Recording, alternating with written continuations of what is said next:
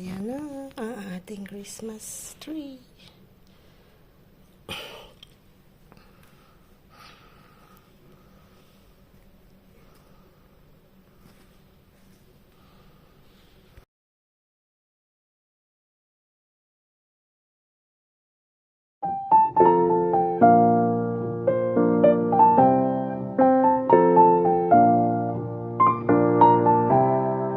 Luto si Frank ng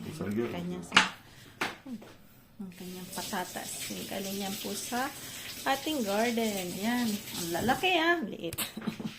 Yung patatas, may isa lang na malaki. Ano kaya? Malaki, maliit. Huh? Yan. Hey!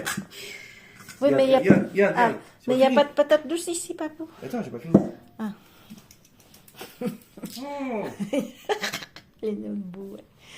Ang lamig po. Ang hangin sa labas. Sobrang hangin.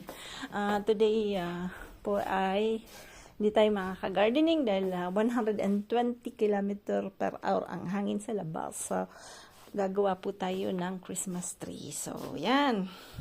Ang decoration. Yan po yung mga decoration. Ito po yung nabili namin nung last time na nag-flea market kami. Today sana may flea market, kaya lang syempre dahil sobrang hangin, inano po nila, pinost po nila yon. So every Sunday naman yon.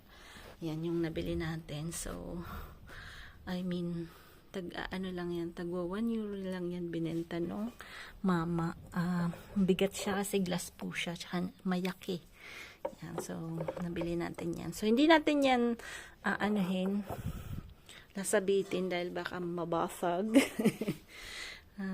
Ito yung naman akong mga old na vintage na decoration nung dating may-ari, no po.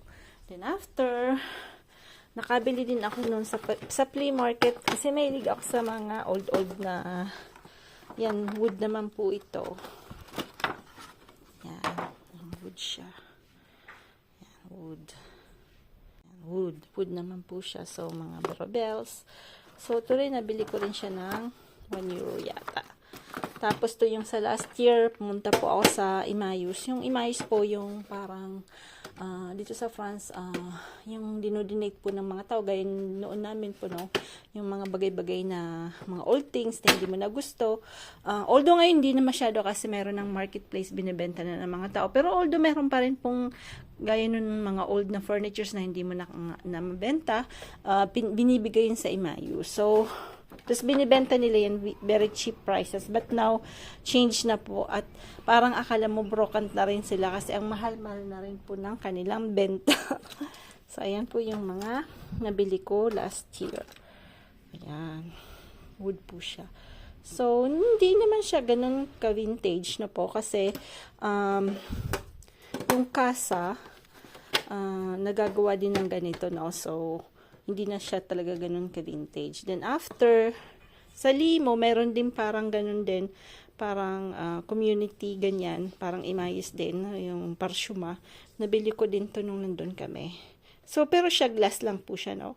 Glass, ano lang po siya, plastic pala to, plastic. So, hindi siya yung, tag nito, hindi talaga siya, crystal, no? So, yan yung mga, decoration natin. Then here, ganun din, mga old na balls ng Christmas balls.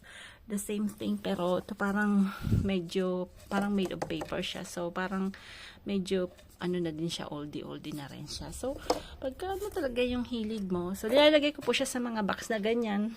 Hindi ko talaga lahat sila nilalagay sa Christmas tree na po.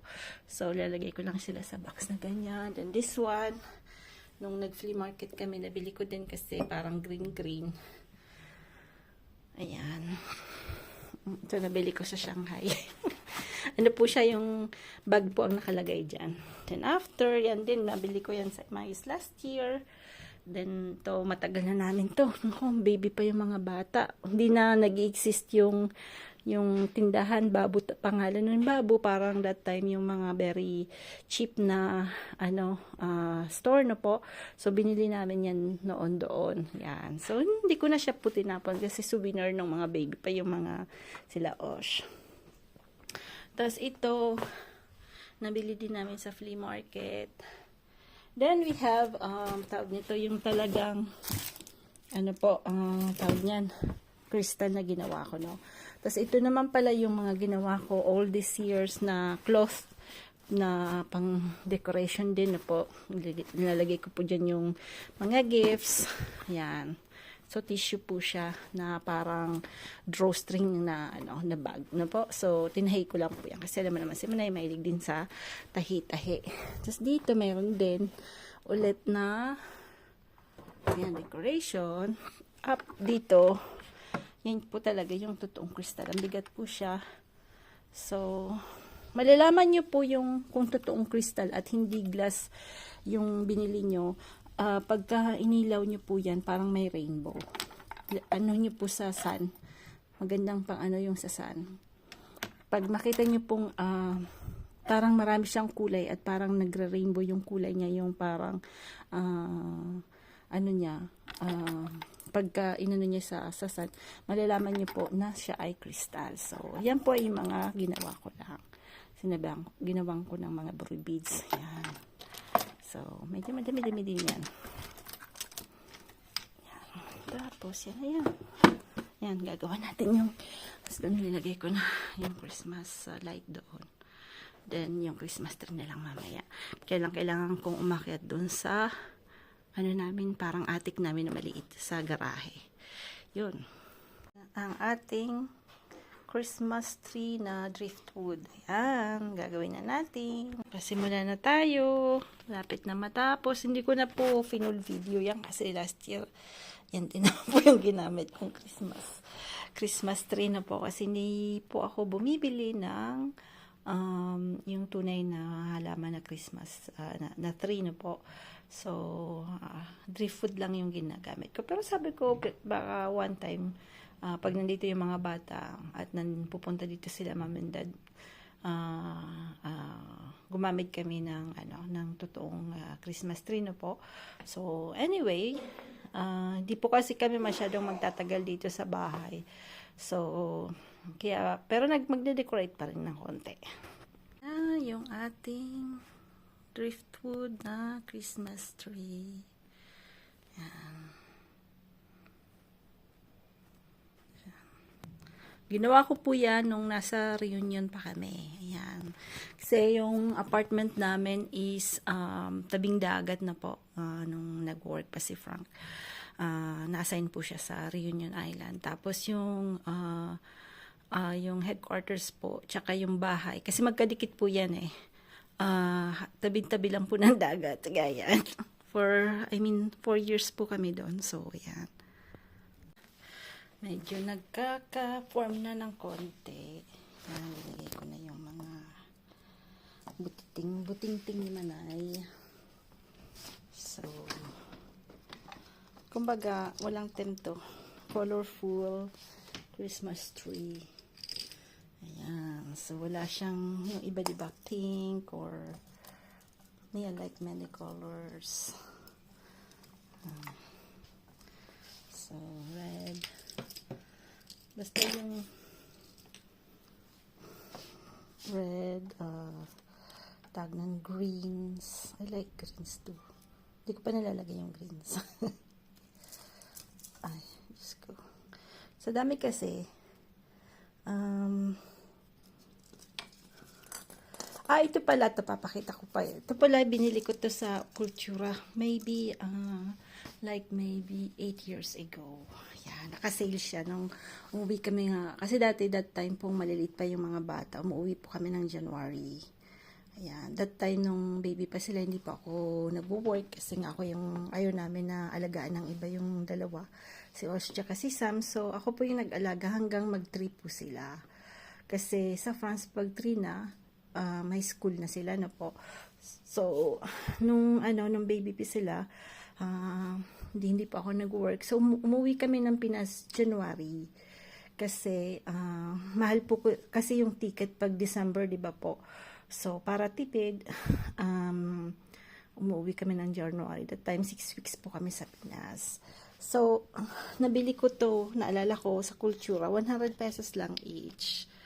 So, ayan, matibay siya kasi ilang taon na, di ba po, yan. Basta pagkatapos po ng tinatago ko lang siya. At hindi naman po siya nasisira. Tapos ito rin ganito. Ito naman sa ano ko to binili. Misu. Yung Japanese store sa SM. Yan ko naman yun. Doon ko naman siya binili.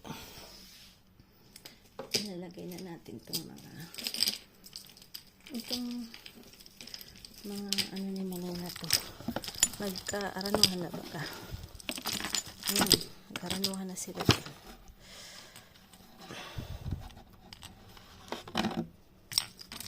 Siyampa.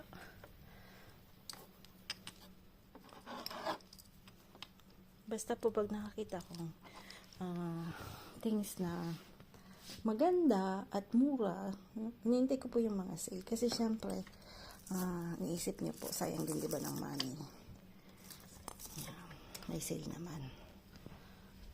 Pero kung mayaman, mga mayaman, hindi nila iniisip yan. Joke. Diba? Bili lang sila ng bili.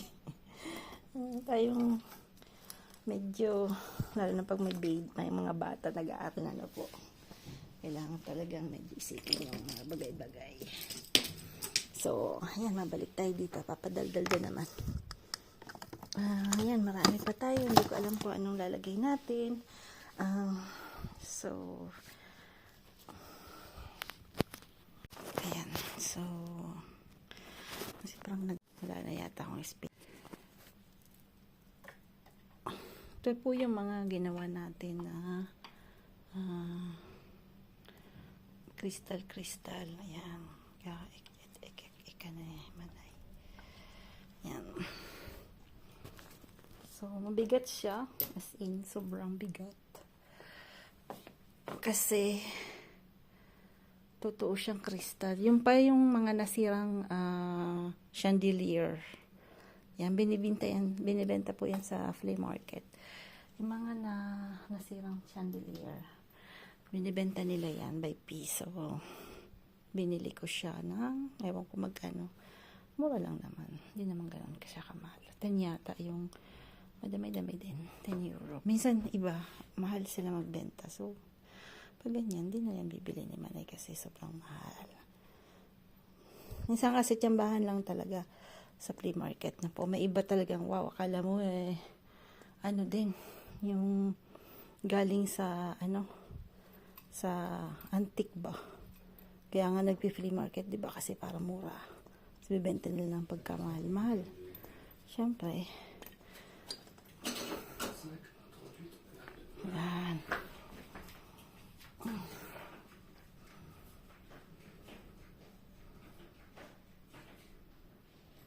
Po yung mga collection ko ng birds. May pula, may pink. Yan. Yan, mahilig pa ako sa ibon. Pero, hindi po siya mahal. I mean, nung nag-work pa po ako nun sa parang malaking hypermarket, So, doon lang po yan binenta sa parang Carrefour or Costco. So, parang, ano lang siya, parang 3 euro or 4 euro po yung isa niya. Or, nakalimutan ko po yung exact price. Parang ganon, parang 10 euro. So, tas, ewan ko kung, kasi dito po kasi, pagka yung ganyan, yung mga malalaking ganyan na supermarket na po. Pagka mga second week na ng December, yung decoration nila, minsan 30% off nila yan. So, then po ako bumibili. Para next year, may bago na naman ako, di ba po? Pero this year, hindi pa ako masyadong bumili na kasi sa, ang dami na rin na po. So, ganun po yung ginagawa ko. Tapos yung pula, dito natin ilalagay. So, sanang ilagay dito. Kaya lang punong-puno na. Puno na siya. Ayan. Doon na lang siya natin itago. Ayan. So, pag pinailaw natin yan, makikita nyo po mamaya yung crystal. Mag-iiba-iba po yung kulay niya na po. Kasi, syempre, parang iba-iba po yung, parang rainbow yung kulay nung crystal pagka naiilawan siya. Ayan. Titingnan natin mamaya, Baka, ha? Wow. Libo? What? Ipangkor sinipas ko. Ako yung dekorasyon. Yan. So, buti na lang ito yung nilagay ko kasi tag nito. Yung isa po, yung una kong ginawa, hindi ko na pinakita yung video, medyo mas maliit kasi yon. Parang kailangan ko siyang i-repair. Kailangan ko siya pong i-repair pagbalik siguro galing Pilipinas. Or next year ko na siya i-repair na po. So, ewan ko next year kung anong month po kami makakauwi. Ayan, sakit pa rin si Frank. Siging suka-suka. Excuse me po Siging korkos pa ni Frank Malad. I'm sick. Nagkasakit po kasi siya sa plane. Tingnan mo pa. Kahit French, nagaganyan din Kala mo Pinay lang Ayan na. Lapit na tayong matapos.